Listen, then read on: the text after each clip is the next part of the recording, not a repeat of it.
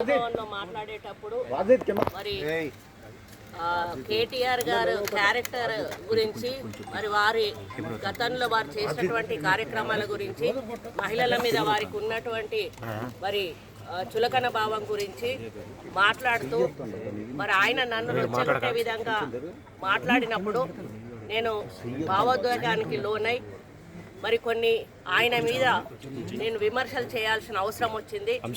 ఆ సందర్భంలో నాకు ఇంకెవరి మీద కూడా వ్యక్తిగత ద్వేషం కానీ మరి వ్యక్తిగత కోపం కానీ లేదు. అనుకోని ఆ సందర్భంలో ఒక కుటుంబం మాట నేను తీయడం ఏదైతే ఉందో అది అనుకోకుండా నా నోటి నుంచి జరగడం జరిగింది. ఆ తర్వాత వారి ట్వీట్ చూసిన తర్వాత నేను కూడా చాలా బాధపడ్డాను. ఎందుకంటే ఏ విషయంలో నేనైతే బాధపడతా ఉన్నానో ఆ విషయంలో నేను ఇంకొకరిని నొప్పించాను అని తెలిసి రాత్రి వెంటనే మరి దాన్ని వెనక్కి తీసుకుంటూ నేను ట్వీట్ చేయడం జరిగింది. కాబట్టి నాకు జరిగిన అవమానం నేను పడ్డ బాధ ఇంకొకరు పడకూడదు అనేటువంటి ఒక ఆలోచనతోటి నేను బేషరతుగా దాన్ని వెనక్కి తీసుకోవడం జరిగింది. కానీ కేటీఆర్ విషయంలో మాత్రం తగ్గేది లేదు. ఆయన తప్పనిసరిగా క్షమాపణ చెప్పాల్సిన అవసరం ఉంది.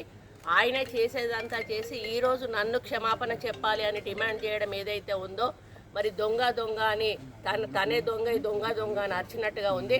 ఆ విషయంలో మాత్రం ఎట్టి పరిస్థితుల్లో కూడా వెనక్కి తగ్గేది లేదు. కేటీఆర్ డిఫమేషన్ చేశారు కదా కోర్టు, దానికి ఎట్లా పోవాలో మేము లీగల్గా ప్రొసీడ్ అవుతాం.